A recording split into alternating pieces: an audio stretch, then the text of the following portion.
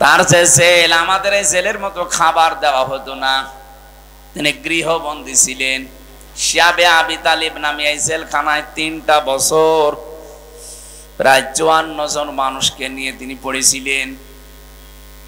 এই কথাগুলো যখন বলবেন, কিছু মানুষ আছে বলে আবেগে কান্নাকাটি করবে, ও বলবে হুজুর আপনিও কাঁদেন আমরাও কাঁদি। কিন্তু এই লোকটার কাছে যখন বাকি 10 বছর মদিনার জীবনে তিনি যে রাষ্ট্রপ্রধান ছিলেন, আর রাষ্ট্রপ্রধান হতে হলে কি করা লাগে এই কথাগুলো যখন বলা হয়, তখন বলে কি এইটা তো রাজনীতি, এটা দুনিয়ার কাজ। যেই নবী 13 বছর মক্কায় মার খেয়েছিলেন, ওই নবী 10 বছর মদিনাতে যতগুলো কাজ করেছেন, 13 বছর মেনে নিলে 10 বছরও মানা লাগবে। ওই 10 বছরে যেহেতু তিনি রাষ্ট্রপ্রধান ছিলেন, রাষ্ট্রের সর্ব অধিনায়ক ছিলেন, রাষ্ট্রের প্রধান হওয়ার জন্য যে কাজগুলো করা লেগেছিল, মদিনাতে যাওয়ার পরেই তিনি ইহুদি খ্রিস্টান আর মুশরিকদের সাথে সন্ধি করেছিলেন। এটা তো আমি বানালাম নাকি? ঐতিহাসিক ভাবে সত্য কথা। আউস খাজরাজ বনু কায়নুকা, ইহুদি খ্রিস্টান আর মুশরিক, এই 3টা দলকে নিয়ে মদিনায় নবীজির যে ছোট একটা দল, এই নিয়ে তিনি 4 দল গঠন করেছিলেন। তাহলে 4 দল গঠন করা এটা বানানো না, এটা নবীর জীবনীতে আছে। এটা যদি প্রয়োজন হয় ইসলামের জন্য, মানবতার জন্য, দেশের জন্য, 4 দলীয় জোট করাও জায়েজ আছে। এখন যদি বলেন হুজুর কোন দিকে যাচ্ছেন, কোন দিকে না, ইসলাম এইভাবে এসেছে। বিশ্ব নবী কি জানতেন না যে না ইহুদি খ্রিস্টান বৌদ্ধ এরা, এই মুশরিকরা প্রকাশ্য শত্রু, এদের সাথে আমি কিসের জোট করব? নবীজি ইসলামকে এগিয়ে নেওয়ার জন্য জোট করেছিলেন, না ইসলাম ধ্বংস করার জন্য? এতটুকু শিক্ষা এখান থেকে নিতে পারেন না? আজ যারা সত্যি ইসলামের ধ্বজাধারী, সত্যি ইসলামকে যারা রাষ্ট্রীয় ভাবে এই 10 বছরের মতো দেখতে চায়, ওই মানুষগুলো যদি ইহুদি খ্রিস্টান মুশরিকদের মতো মানুষদের সাথেও জোট করা লাগে করবে।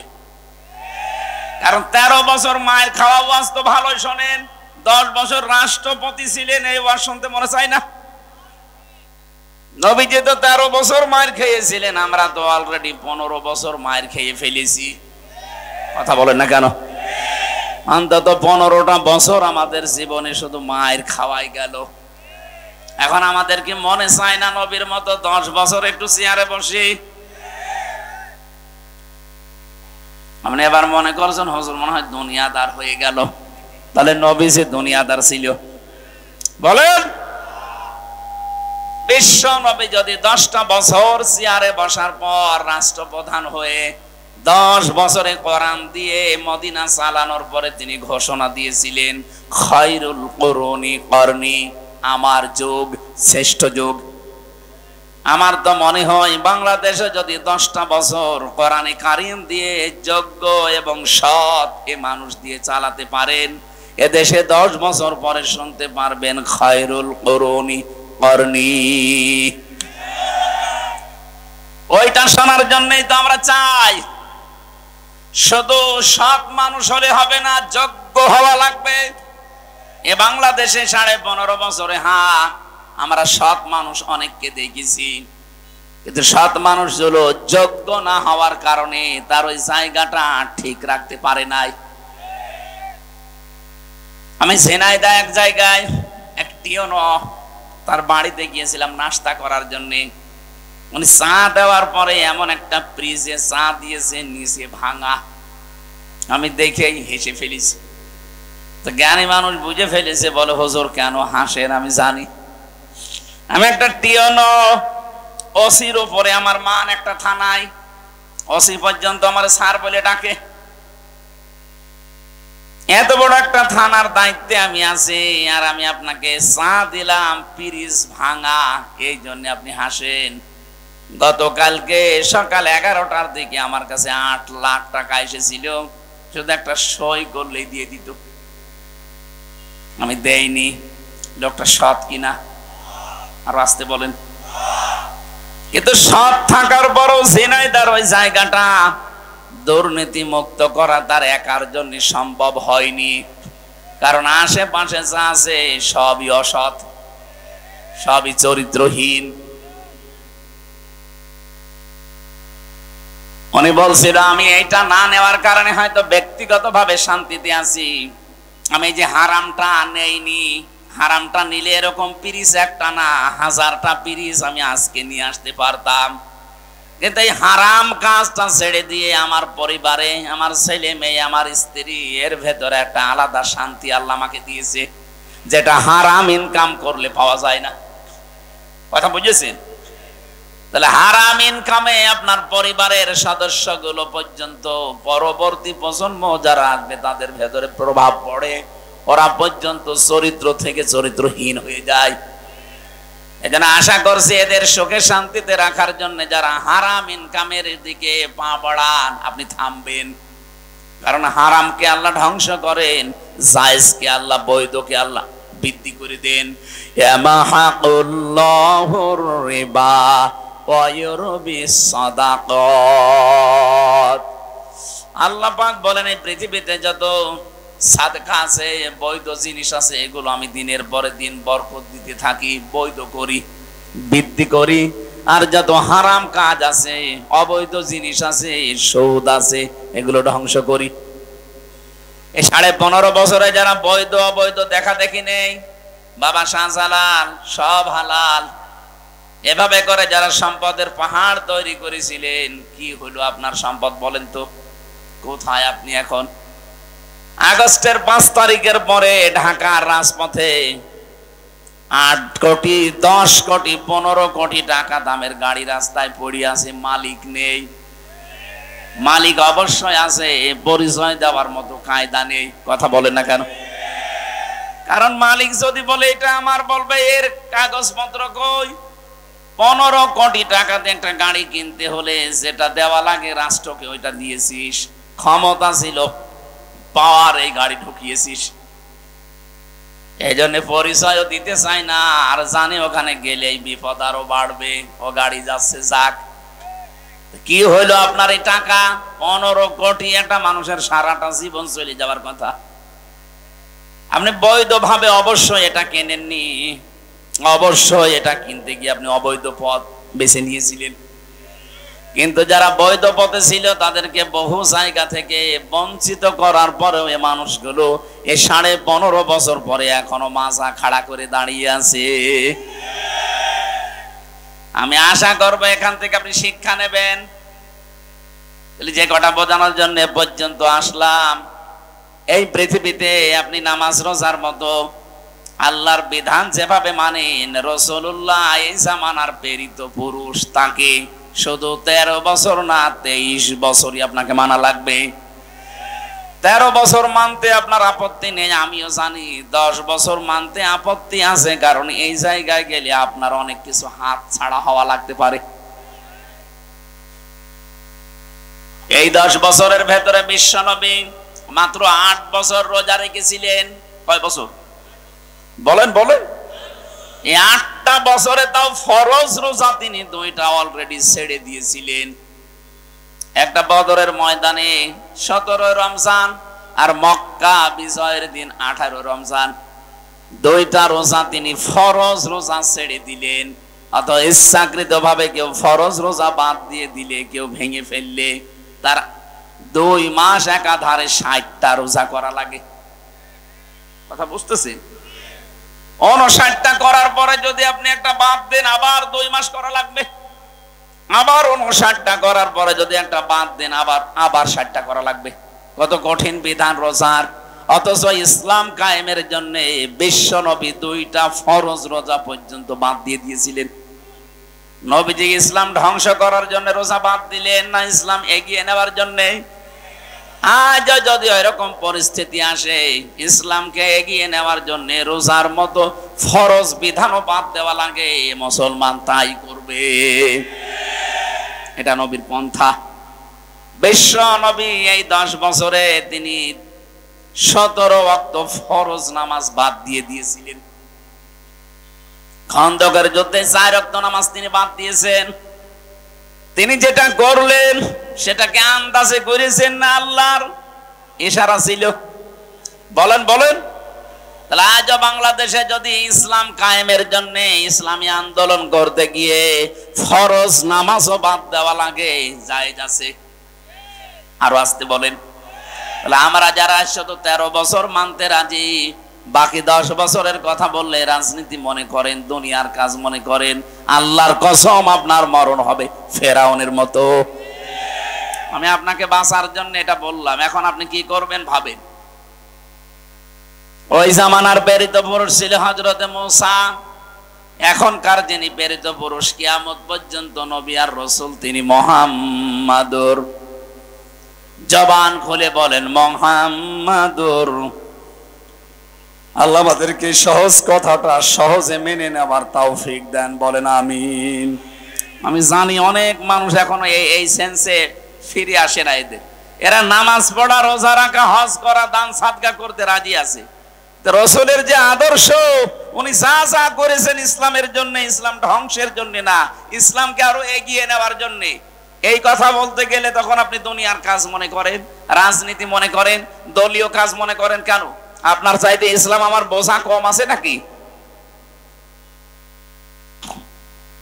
এই জন্য যারা একামতে দিনের দায়িত্ব সত্যিকার অর্থে পালন করে, মানুষগুলো বুঝে শুনে এই কাজ করে। তারা যদি নামাজ কাজা করে ইসলাম কায়েমের জন্য, রোজা বাদ দেয় ইসলাম কায়েমের জন্য, যদি জট করে ইসলাম কায়েমের জন্য। এক কথা বলেন না কেন?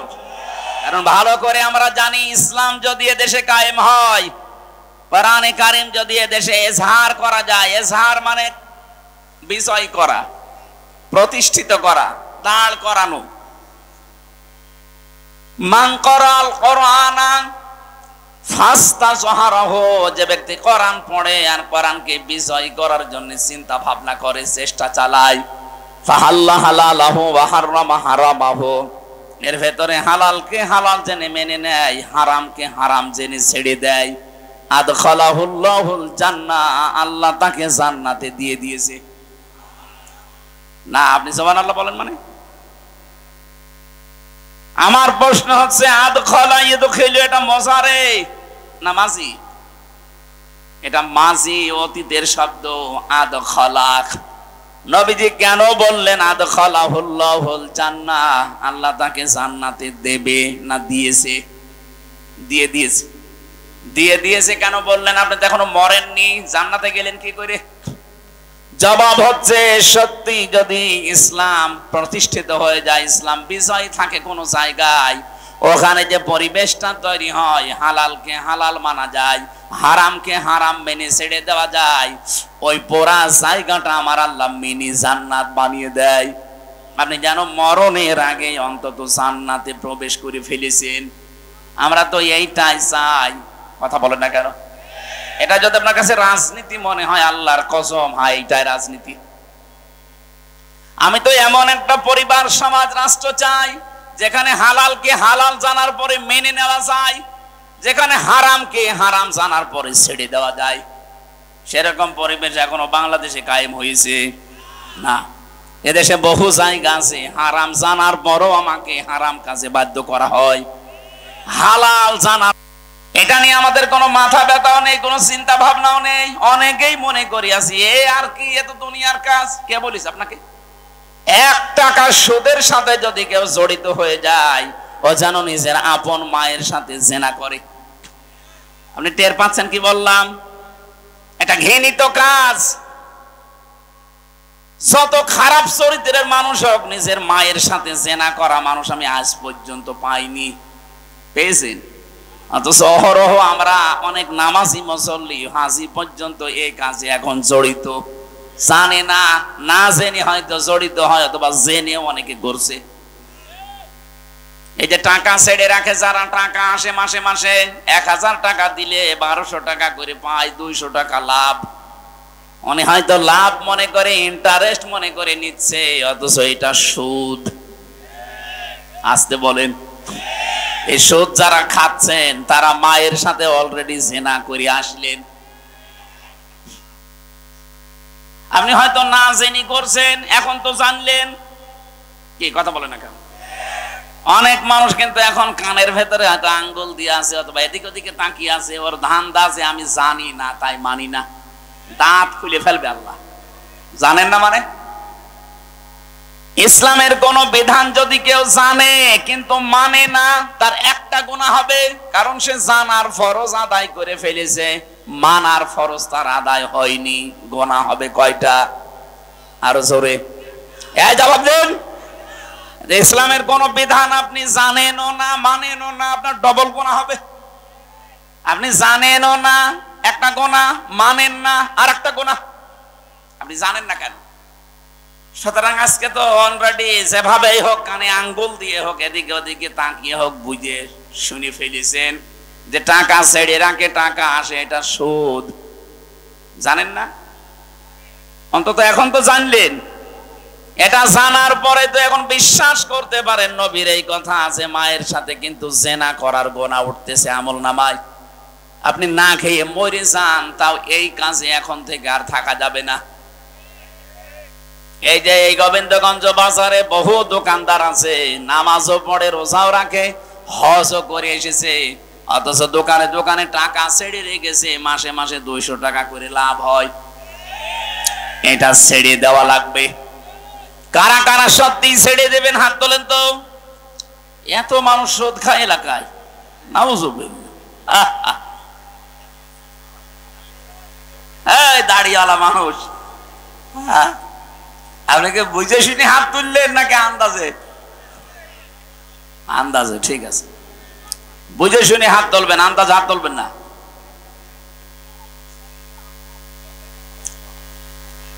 এই জন্য এমন একটা রাষ্ট্র, এমন একটা বিধান আমরা দেশে চালু করতে চাচ্ছি যেখানে হালাল হালাল জানার পরে মেনে নেওয়া যায়, হারামকে হারাম জেনে মেনে ছেড়ে দেওয়া যায়।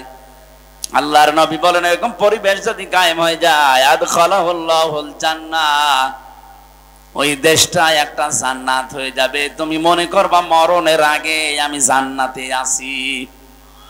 আশাফাহু ফি আশারাতিন মিন আহলি বাইতিহি কুল্লুহুম ক্বাদ ওয়াজাবাত লাহুন নার। তোমার শাফায়াত গ্রহণ করা হবে এমন 10টা মানুষের পক্ষে যাদেরকে আল্লাহ জাহান্নামে দেবে, ফাইনাল হয়ে গিয়েছিল। এমন মানুষের পক্ষে সুপারিশ করে আপনি জান্নাতে নিয়ে আসতে পারবেন।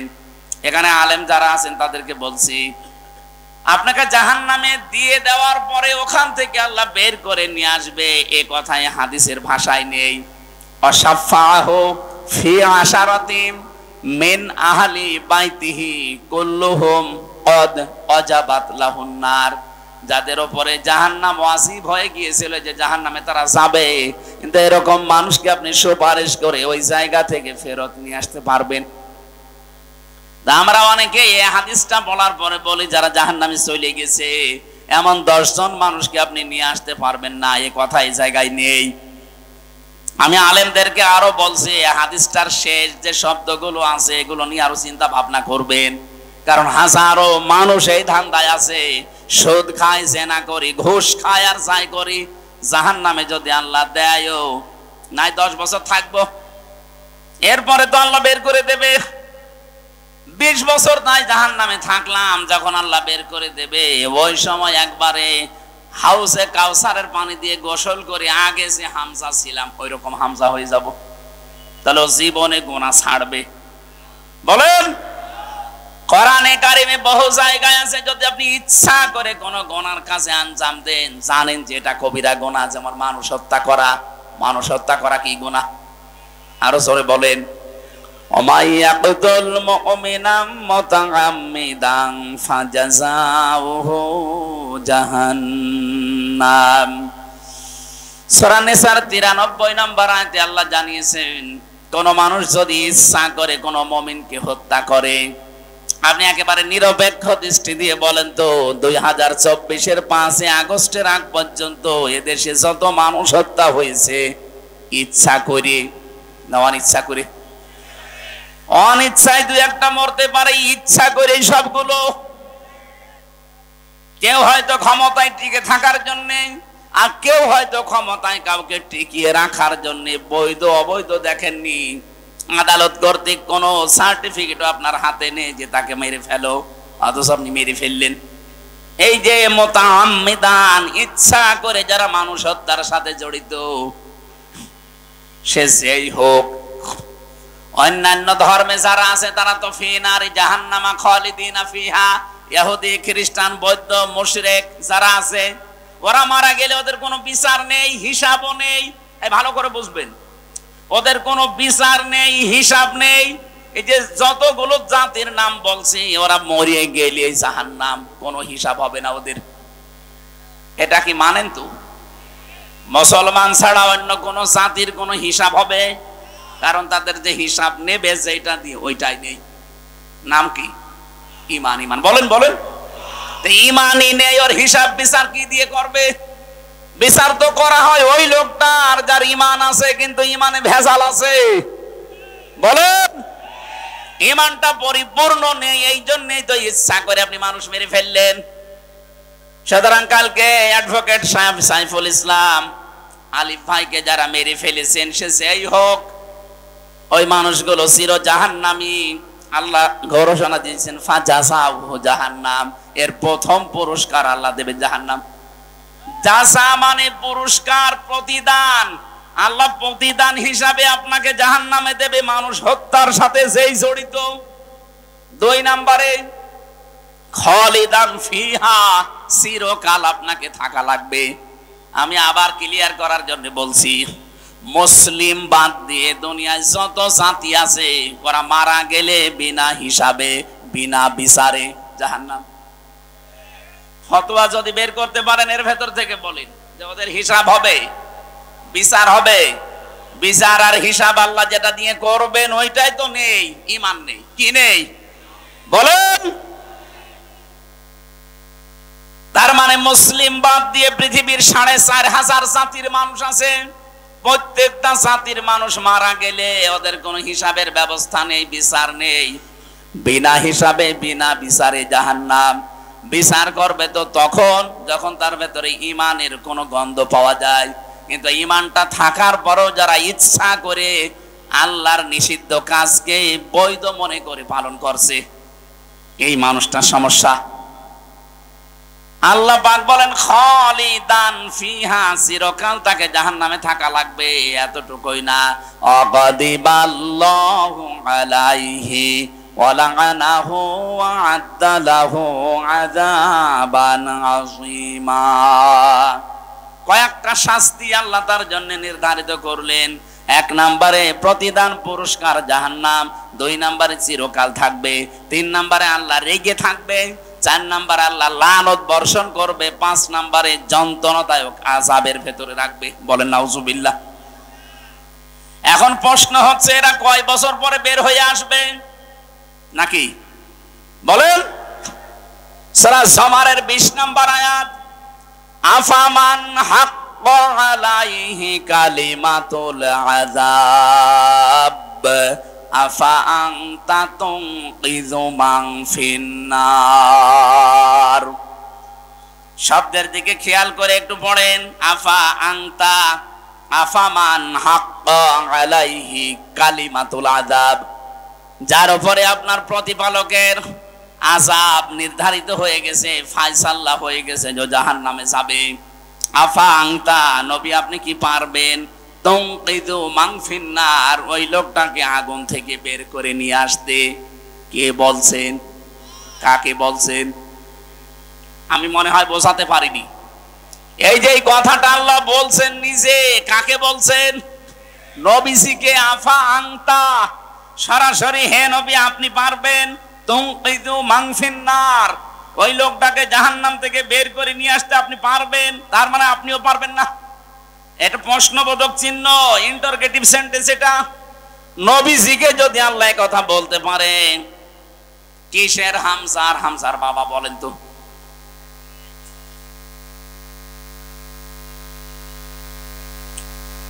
বারবার আল্লাহ কোরআনে কারিমে সেখানেই দিয়েছেন যে জাহান্নামে যাবে যারা খালিদিনা ফিহা, চিরস্থায়ী। যেখানেই দিয়েছে জান্নাতে যাবে যারা, সেখানেও দিয়েছেন খালিদিনা ফিহা, চিরস্থায়ী। আপনি একটার অর্থ করবেন চিরস্থায়ী, আর আরেকটার অর্থ করবেন কিছুদিন পরে বের হবে, তো জীবনে গুনাহ ছাড়বে।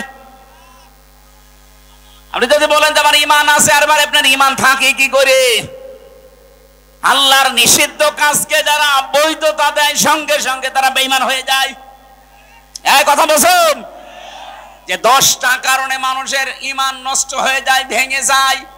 ওযু করলে যেমন 7 কারণে ওযু ভেঙে যায়, নামাজ পড়লে যেমন 19 কারণে নামাজ ভেঙে যায়, মুসলমানের ঈমান যাদের আছে ঈমানও 10টা কারণে ভেঙে যায়। অথচ ঈমান যে ভেঙে যায়, নষ্ট হয়ে যায়, অনেকে জানেই না। এর 9 নাম্বারের পয়েন্টে আমি পেয়েছি, যারা আল্লাহর নিষিদ্ধ কাজকে বৈধ মনে করে তাদের ঈমান ওই আবু জাহেলের মতো। আমি আশা করি বোঝাতে পেরেছি। আবু জাহেলের মতো যদি আপনিও জাহান্নামে যান, ও কি 5 বছর পরে বের হয়ে আসবে? ও যদি না আসে, আপনি আসবেন কি করে? এই জন্য আল্লাহর নিষিদ্ধ কাজগুলো যারা বৈধ মনে করেন, তারা ওই ইহুদি খ্রিস্টান বৌদ্ধ মুশরিক ওদের মতোই। কিন্তু বাকি যারা ছোটখাটো অপরাধের সাথে জড়িত, গুনার সাথে হয়তো না জেনে করেছেন অথবা শয়তানের ধোঁকায় পড়ে করেছেন, আপনার কিন্তু সময় আছে এখনো তাওবা করার। তাওবা করে যদি ফিরে আসতে পারেন, মহান আল্লাহ আপনাকে নিষ্পাপ করে দুনিয়া থেকে বিদায় দেবে। আরে ভাই, আমি এইটাই বোঝাতে চাচ্ছি যে আপনার কিন্তু সময় আছে, আপনার সুযোগ আছে। এখন আপনার হায়াত শেষ হয়ে যায়নি।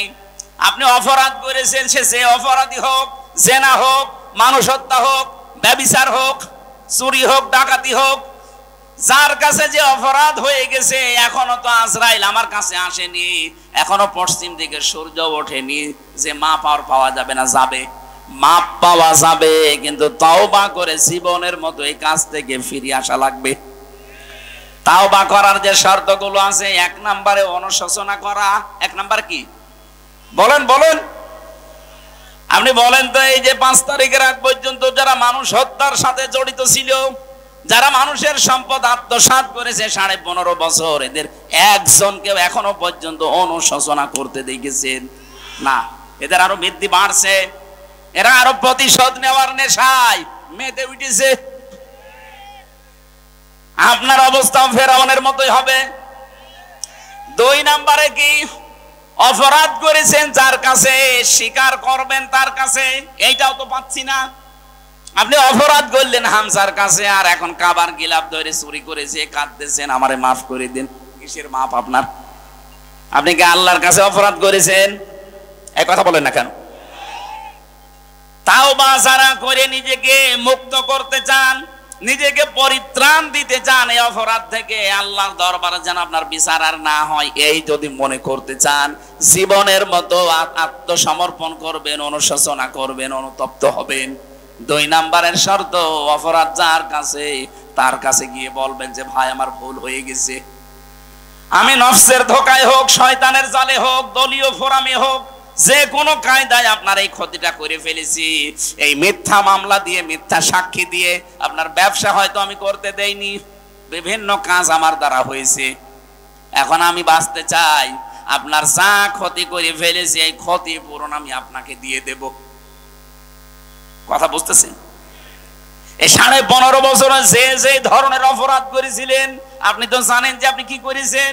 আপনি হয়তো মানুষ খুনের সাথে জড়িত, তাহলে যাকে খুন করেছেন তার পরিবারে গিয়ে বলবেন আমার কারণে আপনার এই ছেলেটা হারিয়েছেন, আপনি এখন কি চান? সে যদি বলে আমার 1 কোটি টাকা দেওয়া লাগবে, আপনি 1 কোটি টাকা তার ক্ষতিপূরণ দিয়ে মাপ নেবেন। সে যদি বলে না টাকা দেওয়া লাগবে না, আমি আপনি মাফ করে দিলাম, তাহলে মাপ পেয়ে গেলেন। তাছাড়া 50 বছর জেল খাটলেও আপনার মাপ নেই। এই যে বাংলাদেশে যে সিস্টেমটা, মানুষ হত্যা করলে তারে ফাঁসি দেওয়ার আদেশ দেয়, ফাঁসি থেকে শেষে আসে লাইফ সাপোর্টে। লাইফ সাপোর্ট মানে 30 বছর, 30টা বছর জেল খাটলে তার মাফ বাংলাদেশের আইনে। আল্লাহর আইনে তো এইটা নেই। আল্লাহর আইনে পদ্ধতি 2টা। কেউ যদি কাউকে হত্যা করেন, মেরে ফেলেন বিনা অপরাধে, বিনা কারণে, 1 নম্বরে তার যারা গার্জিয়ান আছে, তার মা বাবা, স্ত্রী, সন্তান, তাদের কাছে গিয়ে বলা লাগবে যে ভাই আপনারা কি চান। তারা যদি বলে আমার ক্ষতিপূরণ দেন, এটা আমাদের কর্মক্ষম ছিল, এর কর্মে আমরা চলতাম, তাকেই মেরে ফেলেছেন, সুতরাং আপনি 5 লাখ টাকা দেন, আপনি 5 লাখ টাকা দেবেন তাকে। এরপরে যদি বলে ঠিক আছে যান মাফ করে দিলাম, আপনি মাফ পেয়ে গেলেন।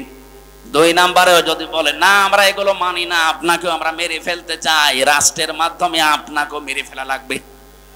এই দুইটা পদ্ধতি ছাড়া পৃথিবীতে কোনো পদ্ধতি নেই এই খুনের অপরাধ থেকে মাপ পাওয়ার। অথচ আজ কত সহজেই অনেকে মাপ পেয়ে যাচ্ছে শুধু আস্তাগফিরুল্লাহ পড়ে। সেটারে করা জায়গা পান না। আপনি তো আস্তাগফিরুল্লাহ পড়ছেন আল্লাহর কাছে, আস্তাগফিরুল্লাহ কি কেউ মানুষের কাছে পড়ে? কার কাছে বলেন বলেন? আরে ভাই আপনি তো আল্লাহর কাছে দোষ করেননি। হ্যাঁ, আল্লাহর কাছে যদি নামাজ পড়ে না থাকেন, রোজা না রাখেন, ফরজ হজ না করেন, তাহলে ওনার কাছে মাফ চান। উনি ইচ্ছা করলে মাফ করতেও পারে, শাস্তিও দিতে পারে। কিন্তু আপনি অপরাধ করলেন হামজার কাছে, আগে হামজার কাছে যান। আমার জীবন থেকে 3টা বছর আপনি নষ্ট করেছেন। আমার বাবার 30 লাখের উপরে টাকা আপনি খেয়েছেন, আগে এই ক্ষতিপূরণ দেন। হ্যাঁ, কথা বলা লাগবে। গত পরশুদিন এক ওসি এসেছিল আমার সাথে দেখা করার জন্য। এই যে পাশে গাবতলী থানা না, এই গাবতলী থানার ওসি ছিল এই 5 তারিখের আগ পর্যন্ত। ওই সময় ও বাঘ ছিল। এই গত পরশুদিন দেখলাম বিড়াল হয়ে গেছে। কি গো, আগে হুজুরের নাম শুনলে খেপে উঠতো, আর এখন থেকে এসে হাত চেপে ধরে বলছো হুজুর আমারে মাফ করে দেন। কি আপনি যে বাঘ বিড়াল হয়ে গেলেন কি করে? ওরা 5 তারিখের পরে বিভাগীয় মামলা হয়েছে ওর নামে। ওরে এখান থেকে পাঠিয়ে দিয়েছে সেই কক্সবাজারে, সমুদ্র সৈকতে আপনি শুধু গোসল করেন। ওখানে মাহফিল ছিল আমার তারেক জিয়া সাহেবের গ্রামে। ওই দিন আমি মাহফিল করে যখন আসছিলাম তখন আমার গাড়িটা ধরে তাড়া দিয়েছিল মাঠের ভেতরে। 2 কিলোমিটার শুধু তাড়িয়েছে, ধরতে পারে নাই। কিন্তু গাড়িটা আটকানোর পরে ড্রাইভার আর একজন ছিল, তারে নিয়ে বলছে গাড়ি ছেড়ে দিতে পারি। 1,00,000 1.5 লাখ টাকা চেয়েছিল, পরে 1,13,000 টাকা দিয়ে গাড়িটা ছেড়ে দেওয়া। ওটা মাওলানা আব্দুল বাড়ির রশিদ দিয়ে আছে একজন ওই হুজুরের গাড়ি। আমারটা, ওনারটা, আরো একজনের, 3 জনের গাড়ি আটকিয়েছিল। এই দিন এসে এই সিরাজগঞ্জ গোল চত্বরে এসে দেখা করে বলছে হুজুর আমারে মাফ করে দিন। আমি মাফ করে দিতে পারি, আমার অসুবিধা নেই মাফ করতে, কিন্তু আগে টাকা ফেরত দেন। হ্যাঁ, অসুবিধা কি, আপনি টাকা ফেরত দেন, মাফ দিয়ে চলে যান। টাকা দেবেন না, শুধু মাফ করে দেন। আর কি মারা যায় কেমন না? 15.5 বছরে আপনার জন্য কত মানুষ এই বাজারে ব্যবসা করতে পারে নাই। কত মানুষকে বিনা কারণে মিথ্যা মামলা দিয়ে ধরিয়ে দিয়েছেন, মিথ্যা সাক্ষী দিয়ে জেল খাটিয়েছেন। এখন যে যদি মাফ করে দেন, কিসের মাফ? এই যে ক্ষতি করে দিলেন 10 লাখ টাকার, আগে এই টাকা ফেরত দেন। আমি তো মাফ করব তখন যখন আমার বাবার 30 লাখ টাকা পাবো, আর 3 বছর আপনি জেলে থাকবেন। আমরা সবাই এরকম মাফ চাই না। তাহলে বাংলাদেশ ভালো হবে। আগামীতে যারা চেয়ারে বলবে দরকার নেই, শুধু আস্তাগফিরুল্লাহ হবে না, টাকা ফেরত দেওয়া লাগবে ওসির মতো। ওসি এখন দেখি প্রতিদিন যোগাযোগ করছে বাড়ি ভাইয়ের সাথে। আজকেও আমার সাথে দেখা হয়েছিল, বলছে ভাই কি করবো, বারবার বলছে 6-9 করেছে, সে টাকা তো গেছে গেছে, আপনি মাফ করেন। কিসের মাফ গো? আগে টাকা দেন, এরপরে মাফ চান। আমি মনে হয় কথা বোঝাতে পেরেছি। সুতরাং এই কাজগুলো যারা করেছেন, 2 নাম্বার তো এইটা। 3 নাম্বার, জীবনে আমি আর এরকম কাজ কোনোদিন করব না, এরকম অটল সিদ্ধান্ত নিয়ে টিকে থাকা, এর নাম তাওবা। তাহলে আপনাকে কিয়ামতে আল্লাহ এই বিচার আর করবে না, দুনিয়ায় মাফ করে দেবে। জোরে বলেন সুবহানাল্লাহ। আল্লাহ আমাদেরকে যেন এইভাবে দুনিয়ার জীবন চালানোর তৌফিক দেন, বলেন আমিন। আজকে আমরা যে তেলাওয়াত করেছি, একটা পরিচিত আয়াত, 5টা বিষয়ের ভেতরে লুকিয়ে আছে। আমরা তাফসীর আকারে ওই 5টা বিষয় সামনে খোলাসা করব, তাহলে বুঝবেন যে আয়াতের উপরে আপনি আছেন কিনা। সূরা বাকারা 208 নাম্বার আয়াত। আজকের বাংলা অর্থ হচ্ছে প্রবেশ করো। কি করো? বলেন বলেন। কোথায় প্রবেশ করবেন? থানাতে, হ্যাঁ, আদালতে, এই স্কুলে। কোরআনে কারীম বলছে ইয়া আইয়ুহাল্লাযীনা আমানু, ওহে যারা ঈমানের দাবি করো তাদেরকে বলছি, উদখুলু ফিস সিলমি কাফা, তোমরা ইসলামে প্রবেশ করো পরিপূর্ণভাবে, আংশিক না, অর্ধেক না, পরিপূর্ণভাবে প্রবেশ করো। ওয়ালা তাত্তাবিউ খুতুওয়াতিশ শাইতান, শয়তানের পদাঙ্ক অনুসরণ করবা না। ইন্নাহু লাকুম আদুউম মুবিন, অবশ্যই সে তোমাদের সকলের প্রকাশ্য শত্রু। এটা বাংলা অর্থ ছিল। এবার আমি আয়াতের ব্যাখ্যায় যাচ্ছে। এই পৃথিবীর ময়দানে কোনো মানুষ যদি চাই যে আমি ইসলামে পরিপূর্ণ প্রবেশ করতে চাই, আমার কি আসলে পরিপূর্ণ প্রবেশ করা হয়েছে, ও যদি মনে করতে চাই দেখি আমি পরিপূর্ণটা করেছি কিনা, তাহলে 5টা বিষয় যদি আপনার এই বাস্তব জীবনে থাকে, আপনি বিশ্বাস করবেন হ্যাঁ আমার পরিপূর্ণ প্রবেশ হয়েছে। 1 নম্বরে আত্মসমর্পণ। 1 নম্বর কি? 1 নম্বরে আপনাকে আত্মসমর্পণ করা লাগবে। 2 নম্বরে ইখলাস। 3 নম্বরে লেনদেনের মুআমালাত মুআশারাত যেটা বলা হয় এটা আপনার ঠিক থাকা লাগবে। 4 নম্বরে বিশুদ্ধ আকীদা লাগবে। 5 নম্বরে উত্তম চরিত্র লাগবে। এবার আসেন এই 5টা বিষয় যদি আপনার জীবনে মেনে নিতে পারেন, তাহলে আপনি বিশ্বাস করতে পারেন যে হ্যাঁ এই আয়াত আমি মানতেছি, আমি ইসলামে পরিপূর্ণ প্রবেশ করেছি। আর যদি দেখেন না 4টা আছে 1টা নেই, তাহলে এখন আপনি ইসলামে পরিপূর্ণ প্রবেশ করেননি, এই আয়াত আপনার মানা হয়নি। কিয়ামতে এই আয়াতই আপনার বিরুদ্ধে দাঁড়াবে। বলেন নাউজুবিল্লাহ।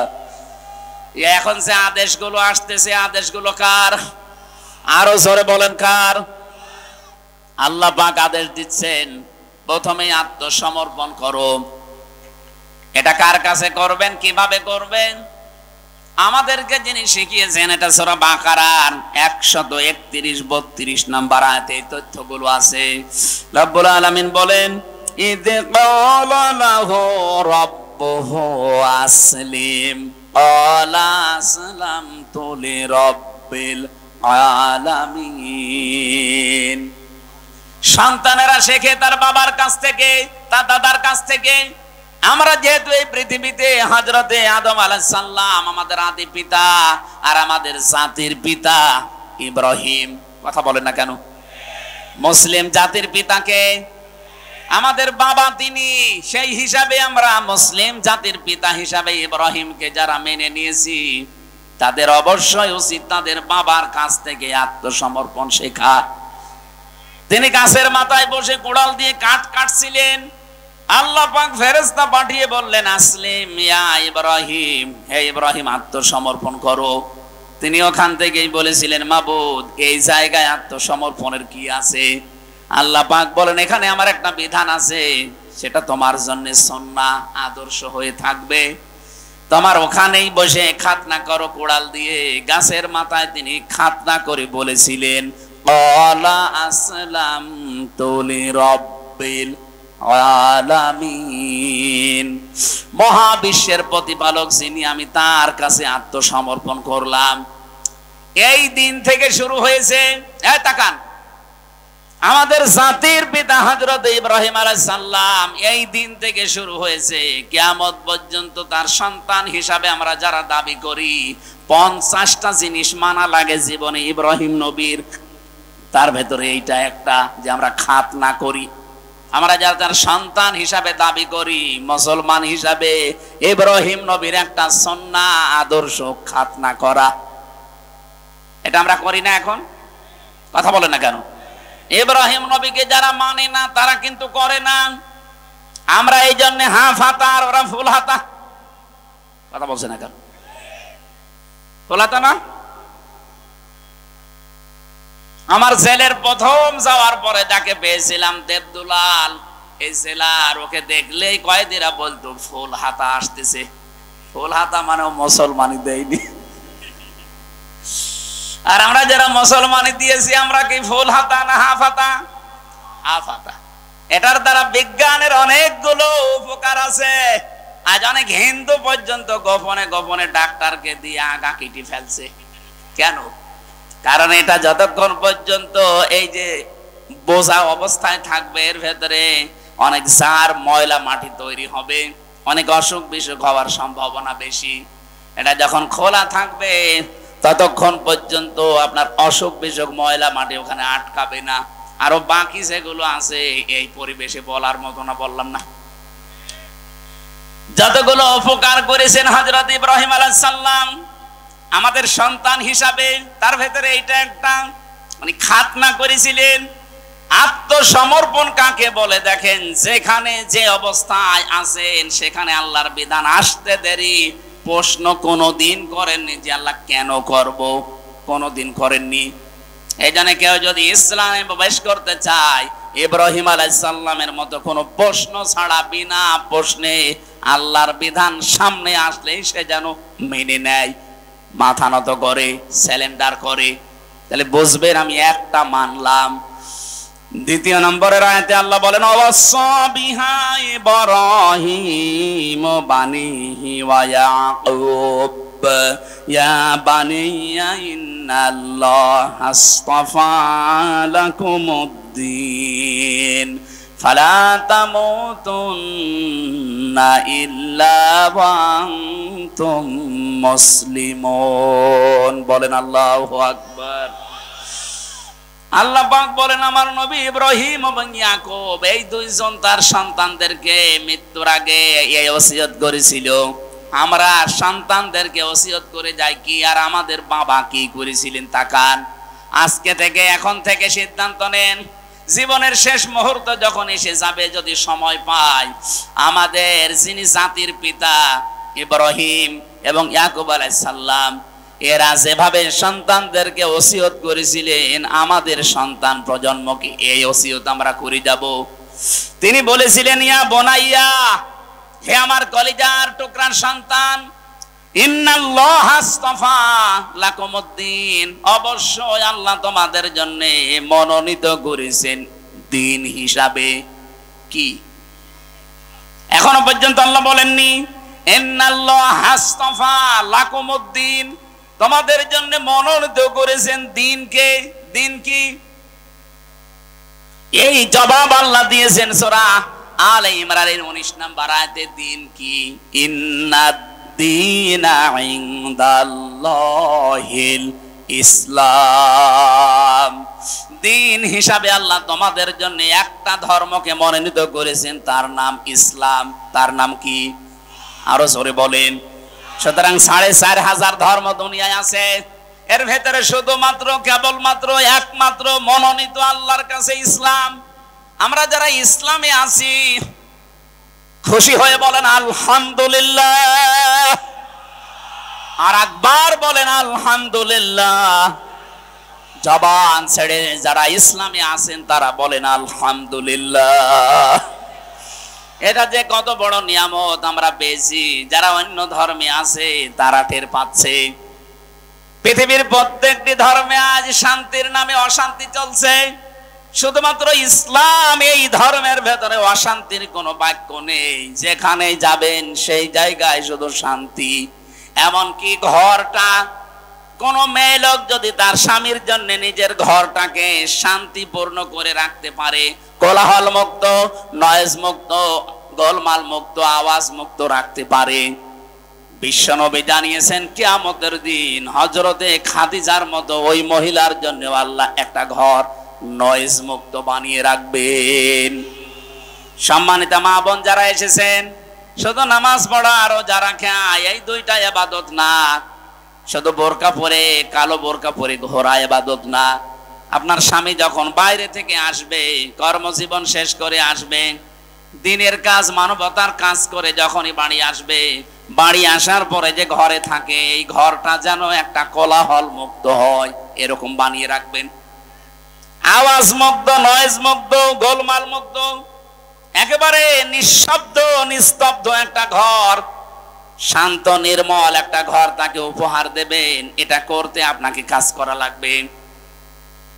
এই কাজটা যদি আপনি সত্যি ঘরকে নির্মল শান্ত পরিবেশের স্বামীর জন্য বানিয়ে রাখতে পারেন, আল্লাহ আপনার জন্য খাদিজার মতো জান্নাতে একটা নয়েজ মুক্ত ঘর বানিয়ে রাখবে। বলেন সুবহানাল্লাহ।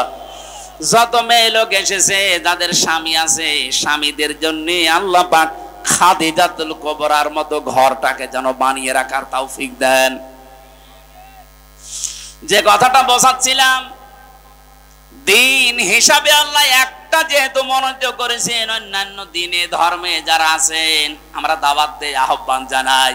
পৃথিবী আজ প্রমাণ করে ফেলেছে এই দিনে আজ শান্তির একমাত্র ধর্ম ইসলাম। আমি আপনাকে ইসলাম এখনই কবুল করতে বলছি না। ইসলাম কবুল করার জন্য যেটা পড়তে হয় আমাদের আল্লাহর বাণী আল কোরআন, এটা আপনি বাংলায় কিনে পড়েন, পুরাটা একবার পড়ে দেখেন, আপনাকেও ইসলামে দীক্ষিত হতে বাধ্য করবে। কথা বুঝতেছেন? যিনি ধরা পড়েছে যে চিন্ময় কৃষ্ণ দাস, এ লোকটার কয়েকদিন আগের যে বক্তব্যগুলো দেখেছেন, উনি বারবার হিন্দুদেরকে আহ্বান জানিয়েছিল যে আপনারা সন্তান বেশি নেন, বেশি বেশি সন্তান নিতে থাকেন। আমরা অনেকেই সংখ্যালঘু হয়ে আছি, এদেশে বেশি বেশি সন্তান নিয়ে আমরা সংখ্যা গরিষ্ঠ হয়ে যাব। এদেশে ৯৬% মুসলমান আর বাকি ৪% অন্য জাতি। সেখানে বৌদ্ধ আছে, ইহুদি আছে, খ্রিস্টান আছে, ওগুলো বাদ দিলে হিন্দু খুব বেশি হলো ২.৫% হবে। এই ২.৫% যদি ওরা জন্ম নিয়ন্ত্রণ বাদ দিয়েও যদি সন্তান নিতে থাকে, ৯৬% হতে কত সময় লাগবে বলেন তো? কব্বরে চলে যাবে না? ওদের যে সমস্ত উদ্দেশ্যগুলো আছে সূক্ষ্ম, তার মানে মানুষ ওরা মনে করে আমরা যদি সংখ্যা গরিষ্ঠ হতে পারি, সংখ্যা লঘু আমরা যেভাবে আছি এইভাবে ওদের উপরে আঙ্গুল চালাতে পারবো না। আমরা ইসলাম যারা মানি কারো উপরে আঙ্গুল চালায় না। আলা ইকরাহা ফিদ্দিন, আমাদের ধর্মে কোনো বাড়াবাড়ি নেই। যদি বাড়াবাড়ি থাকতো এই ভারতবর্ষে একটাও হিন্দু খুঁজে পাওয়া যেত না। ১-২ দিন আমরা শাসন করি না, বছরের পর বছর এই পুরা ভারতবর্ষ আমরা মুসলমানেরা শাসন করেছিলাম। যদি আমাদের ধর্মে সত্যিই বাড়াবাড়ি থাকতো, কাড়াকাড়ি থাকতো, একটা হিন্দু বেশি থাকতো না।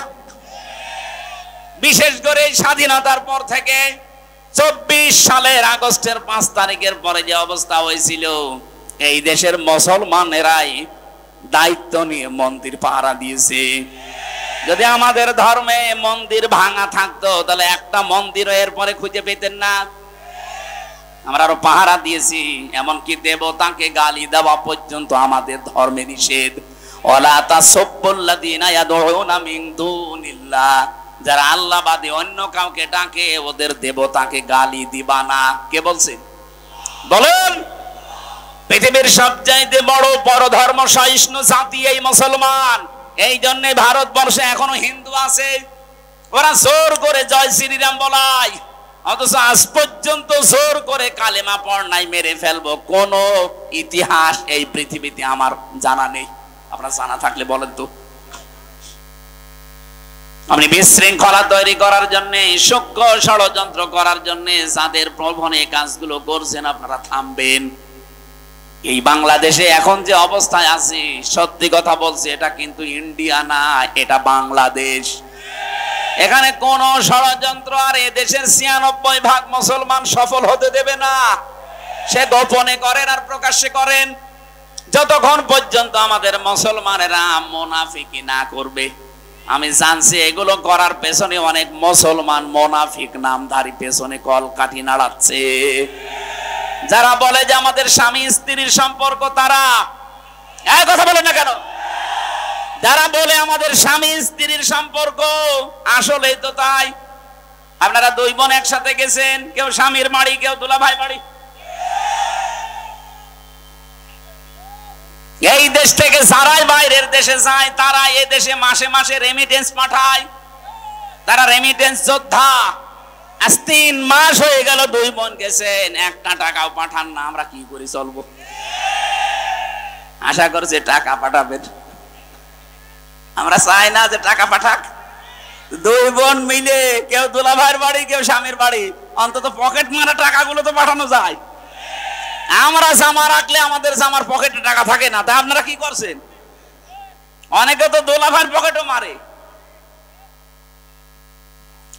২ জন মিলে আমি চাই এ দেশের মানুষেরা চায় যত ঋণের বোঝা দিয়ে গিয়েছেন অন্তত রেমিটেন্স পাঠান। 3 মাসে যদি 1 লাখ করেও পাঠাতেন তাও 3 লাখ।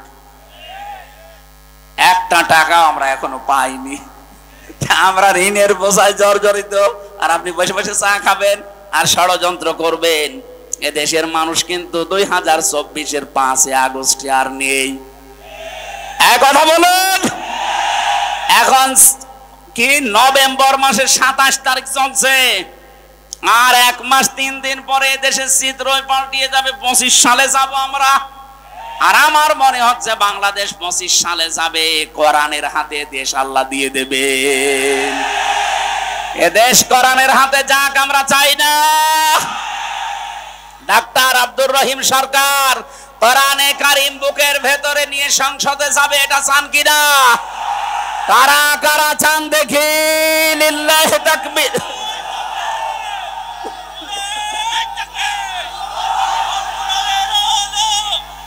আলহামদুলিল্লাহ ভাই,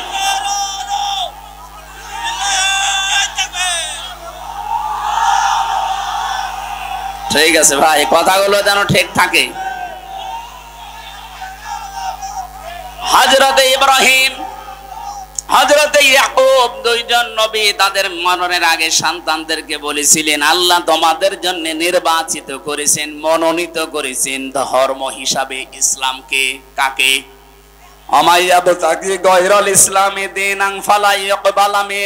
দুনিয়াতে ইসলাম বাদ দিয়ে অন্য কোন ধর্ম যদি কেউ তালাশ করে, জীবনেও তার কোন ইবাদত বন্দেগী কবুল হচ্ছে না, হবে না।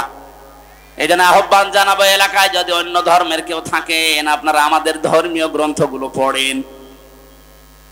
1 দিন 2 দিন 5 দিন না, বছরের পরে বছর পড়তে থাকেন। টনি বেলাওয়ারের ছোট শালিকা লরেন বু 3 বছর কোরআনে কারিম স্টাডি করার পরে শেষ পর্যন্ত এত বড় শিক্ষিতা মেয়েলাও মুসলমান হয়ে গেছে।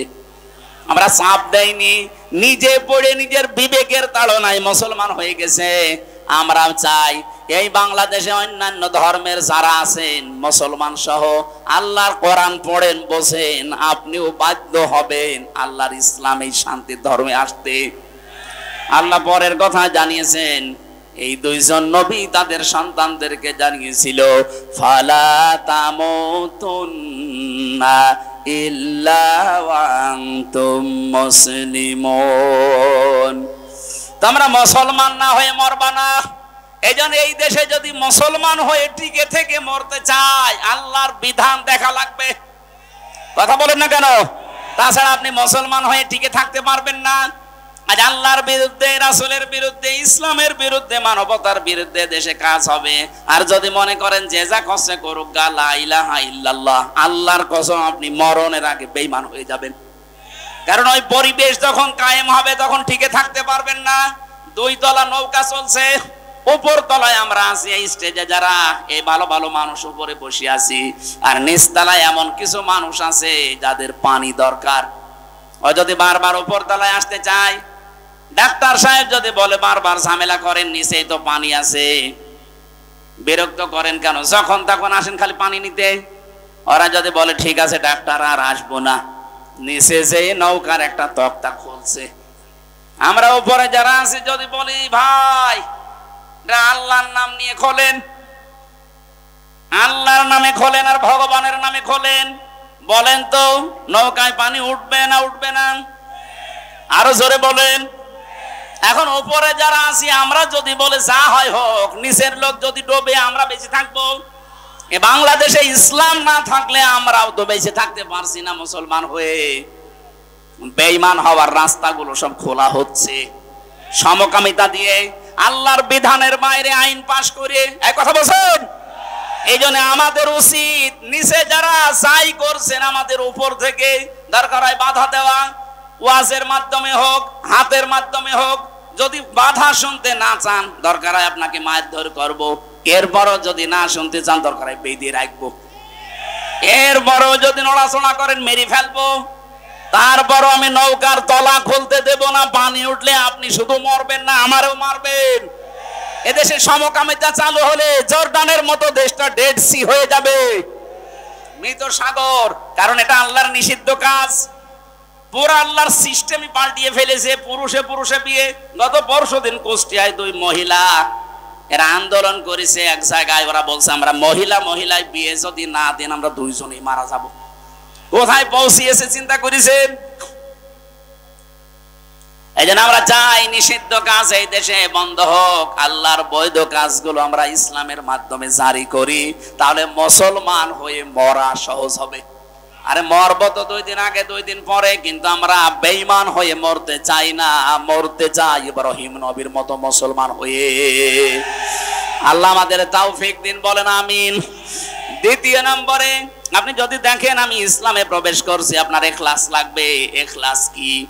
এখানে যারা একামতে দিনে প্রবেশ করে তাদের প্রথম শব্দ এইটা বলা হয়, বল ওলে ইন্না সলাতি ওয়া নুসুকি ওয়া মাহইয়ায়া ওয়া মামাতি লিল্লাহি রাব্বিল আলামিন। এটা ইখলাসের আয়াত। আমি যা করব কার জন্য? আমার বেঁচে থাকা আল্লাহর জন্য, মরে গেলেও আল্লাহর জন্য, আমি নামাজ পড়লো আল্লাহর জন্য, রোজা রাখলে আল্লাহর জন্য, কোরবানি ত্যাগ তিতিক্ষা যা সহ্য করছি সব আমি আল্লাহর জন্য। 3 নম্বরে আমার বিশুদ্ধ আকীদা দরকার। আজ বাংলাদেশে একটা মাসলুম দলের উপরে এই ট্যাগটা লাগিয়েছে, আমাদের নাকি আকীদা ঠিক নেই। এটা ডাহা মিথ্যা কথা।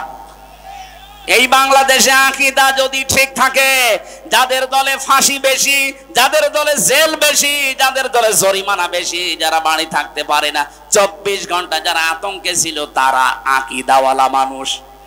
আপনার এত আকীদা ভালো, একটু ফাঁসির দড়ির কাছে যেয়ে বলেন তো আমার আকীদা ভালো জান। যারা ফাঁসির দড়ি গলায় নিয়ে পর্যন্ত বলেছে না তাহাসান ইন্নাল্লাহা মা'ানা, কোনো চিন্তা নেই, আমরা একা না, আমাদের সাথে কে আছে। এর চাইতে আবার কি বিশুদ্ধ আকীদা লাগবে আপনার? 4 নম্বরে উত্তম চরিত্র লাগবে। এদেশে উত্তম চরিত্রে উত্তীর্ণ হয়ে গেছে একামতে দিনের দায়িত্বে যারা আছে তারা। এটা প্রমাণিত, পরীক্ষিত, আর কিছু বললাম না। 5 নম্বরে লেনদেনে স্বচ্ছতা। এইটাও একামতে দিনের কর্মীদের ভেতরে। বহু মানুষকে একামতে দিনের বাইরে যারা আছে দেখেন, টাকা দিলে মনে করুন নিজের টাকা। এক কথা বলেন না কেন? আর এই মানুষগুলোর লেনদেন এত স্বচ্ছ, এই ঝঞ্ঝা বিক্ষুব্ধ বাংলাদেশে, এরপরেও যদি আপনি মানুষ খুঁজে না পান, এই যে 5টা বললাম, আমি আবার বলছি। 1 নম্বরে আত্মসমর্পণ করা লাগবে। কার সামনে? আরো জোরে বলেন। 2 নম্বরে ইখলাস লাগবে। প্রতিটি শব্দের ব্যাখ্যা ছিল, লক্ষ লক্ষ কথা আমি তাফসীর থেকে তুলেছিলাম। 3 নম্বরে আপনার বিশুদ্ধ আকীদা লাগবে। 4 নম্বরে উত্তম চরিত্র লাগবে। 5 নম্বরে লেনদেন স্বচ্ছ হওয়া লাগবে। এই 5টা যদি দুনিয়ায় দেখাতে পারেন, বুঝবেন আমি এই আয়াতে পরিপূর্ণ প্রবেশ করেছি। বলেন সুবহানাল্লাহ। আল্লাহ আমাদের তৌফিক দিন। আমার লিখিত যে বইগুলো আছে আপনারা যাওয়ার সময় নিয়ে